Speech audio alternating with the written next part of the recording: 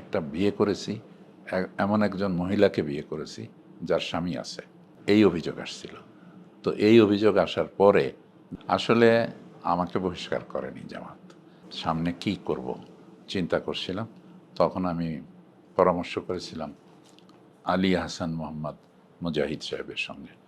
আচ্ছা, এখন আরেকটা বিষয় হচ্ছে যে আপনার বিরুদ্ধে তো অনেক অভিযোগ আছে, সেটা হচ্ছে যে হাসিনা সরকারের পক্ষ থেকে, আর এমনিতে বক্তব্যকুল বা সামাজিক মাধ্যমে বিভিন্ন ভাষায় আপনার বিরুদ্ধে অনেক অভিযোগ তুলছেন। তার মধ্যে একটা হচ্ছে যে আপনাকে জামায়াত থেকে বহিষ্কার করা হয়েছে, বা এই বিবাহ সংক্রান্ত বিষয়ে অনেক তথ্য হয়তো আপনি অবগত আছেন, যেটা আপনাকে বলা হয়েছে।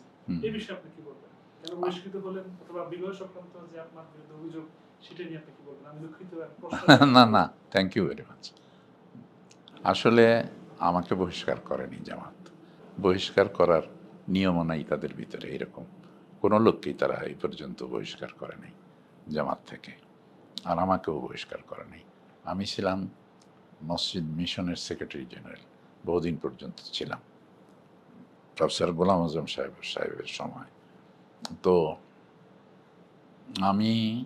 আমার বিরুদ্ধে একটা অভিযোগ আসছিল, কে দিয়েছে কারা দিয়েছে জানি না, জামাতের কাছে, যে আমি একটা বিয়ে করেছি, এমন একজন মহিলাকে বিয়ে করেছি যার স্বামী আছে, এই অভিযোগ আসছিল। তো এই অভিযোগ আসার পরে জামাত এটার তদন্ত করেছিল। ঢাকা মহানগরী জামাতকে তদন্তের ভার দিয়েছিল সেন্ট্রাল জামাত। তারা তদন্ত করে শেষ পর্যন্ত পেয়েছিল যে এই কথা সত্য না, যে আমি এমন কোনো মহিলাকে বিয়ে করেছি যার স্বামী আছে, এই অভিযোগ সত্য না, প্রমাণিত হয়ে গেছে। তারপরেও একটা যে ফোরামে সিদ্ধান্ত হয়, সেই ফোরামে আমি জেনেছি যে সবাই আমার রুকনিয়াতের পক্ষে রায় দিয়েছিল, কেননা আমার রুকনিয়াত যাওয়ার জন্য ওই ওই ওই ওই অভিযোগটাই মিথ্যা প্রমাণিত হয়েছে, সেই জন্য আমার রুকনিয়াত থাকবে। কিন্তু একজন লোক, আল্লাহর বান্দা, উনি বলছিলেন যে জামাতের ভাবমূর্তির প্রশ্ন আছে, সেই জন্য ওনার রুকনিয়াত বাতিল করা উচিত। এই কথা একজন আল্লাহর বান্দা বলেছিল। না, I should not mention his name, whoever he may be, আমি এটা বলতে চাচ্ছি না। তো তো আমি ওই কথা এইভাবে আমার রুকনি প্রফেসর গোলাম আজম সাহেব তারপরেও আমাকে খুব ভালোবাসতেন, এবং উনি বলেছিলেন আমাকে যে আমি এই কথাটা আপনার এই জন্য বলছি, আপনার রুকনিয়ত বাতিলের কথা, যে এই সব ব্যাপারে সর্বসম্মত রায় না হলে আমি ওটা গ্রহণ করি না। তো যেহেতু একজন লোক এরকম ছিল, এবং তাকে রাজি করার জন্য 2 দিন পর্যন্ত চেষ্টা করা হয়েছে, কিন্তু তিনি তার মত পরিবর্তন করেন নাই। তিনিও সিনসিয়ার ছিলেন, তার সম্পর্কেও আমার ধারণা ভালো, যে তিনি সত্যি বিশ্বাস করেছিলেন এইরকম যে আমাকে রাখা উচিত না, সেই জন্যেই উনি তার মত দিয়েছেন। উনি আমার শত্রুতা করে মত দিয়েছেন সেটাও আমি মনে করি না, কারণ উনিও খুব ভালো মানুষ ছিলেন, আল্লাহওয়ালা লোক ছিলেন, এবং আমার খুবই মহব্বতের লোক ছিলেন, শ্রদ্ধাভাজন লোক ছিলেন। তিনিও কি গত হয়ে গেছেন? জি, তিনিও কি গত হয়ে গেছেন, মৃত্যুবরণ করেছেন? জি। আপনি এটা ছাত্র সংঘ করতেন, মানে বর্তমান যে ছাত্র শিবির, তো ছাত্র সংঘের সাথে আপনি কিভাবে জড়িয়েছেন? পরবর্তীতে জামায়াতের সাথে আপনি জামায়াতের রাজনীতির সাথে কিভাবে জড়িয়ে গেছেন? আমি যখন মাদ্রাসার থেকে পাশ করে পড়াশোনা করার জন্য সামনে কি করব চিন্তা করছিলাম, তখন আমি পরামর্শ করেছিলাম আলী হাসান মোহাম্মদ মুজাহিদ সাহেবের সঙ্গে। আলী হাসান মোহাম্মদ মুজাহিদ, তিনি তখন ইসলামী ছাত্র সংঘের ফরিদপুর জেলার প্রধান ছিলেন, আলী হাসান মোহাম্মদ মুজাহিদ। তো উনি বলেছিলেন যে আপনি রাজেন্দ্র কলেজে ভর্তি হন। তো আমি গেলাম, চেষ্টা করলাম। তখন রাজেন্দ্র কলেজে আর্টসে কোনো সিট ছিল না। তো ওনাকে এসে বললাম, তো উনি বললেন যে আপনি কমার্সে ভর্তি হন। কমার্সে ভর্তি হন, এবং কমার্সে ভর্তি হইয়া পরবর্তীতে ডিপার্টমেন্ট চেঞ্জ করে আপনি আর্টসে চলে যেতে পারবেন। আমি তাই করলাম, এবং সেইভাবেই আমি আর্টসে চেঞ্জ করে চলে গেলাম।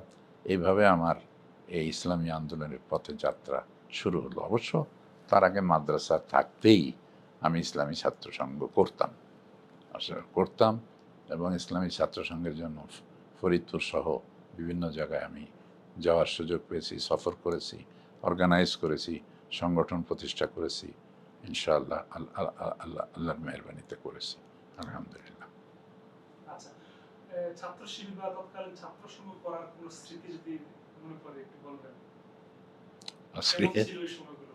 খুব ভালো ছিল, তখন খুব রমরমাট অবস্থা ছিল ছাত্রলীগারদের, মানে কলেজ ইউনিভার্সিটিতে তাদের রমরম অবস্থা। আর তখন ছিল মুসলিম লীগের খুব দাপট। মুসলিম লীগের এই যে ডলি জোহর নামে একজন অভিনেত্রী আছে না, জি জি জি। তার হাজব্যান্ড ছিল জহুরুল সাহ, ফরিদপুর রাজেন্দ্র কলেজের ছাত্র ছিল ওই জহুরুল সাহ। তো তখন ওই এনএসএফ ছিল, ন্যাশনাল স্টুডেন্টস ফেডারেশন, এই নামে মুসলিম লীগের ছাত্র সংগঠন ছিল, এবং সেই ছাত্র সংগঠন সব কন্ট্রোল করত তখন। আর বিরোধীদের ভিতরে এই আওয়ামী লীগ, ছাত্রলীগ এরা প্রধান ছিল। কিন্তু আমি মাদ্রাসার ড্রেস, যে একজন ছাত্রের যে ড্রেস হয়, ওই ড্রেস পরেই আমি রাজেন্দ্র কলেজে পড়াশোনা করতাম, এবং আমতলায় আমি টেবিলের উপরে টেবিল দিয়ে তার উপরে দাঁড়িয়ে বক্তৃতা করতাম, এটা আমার মনে আছে। এবং আমার স্যাররা সবাই ওই দোতলায় রেলিং ভর দিয়ে দাঁড়িয়ে দাঁড়িয়ে আমার বক্তৃতা শুনতেন। আমি ওনাদেরকে শ্রদ্ধা করি, ওনারা তো অনেক বড় নলেজেবল লোক ছিলেন, কিন্তু এটা তাদের সৌজন্য ছিল, আলহামদুলিল্লাহ। এইভাবে আমার মনে আছে যে 5 জন প্রফেসরের বিরুদ্ধে আন্দোলন শুরু হয়েছিল, রাজেন্দ্র কলেজের 5 জন প্রফেসর, তারা 5 জনই ছিল খুবই আদর্শ প্রফেসর, তাদের বিরুদ্ধে পঞ্চপাণ্ডা নাম দিয়ে আন্দোলন করা হয়েছিল।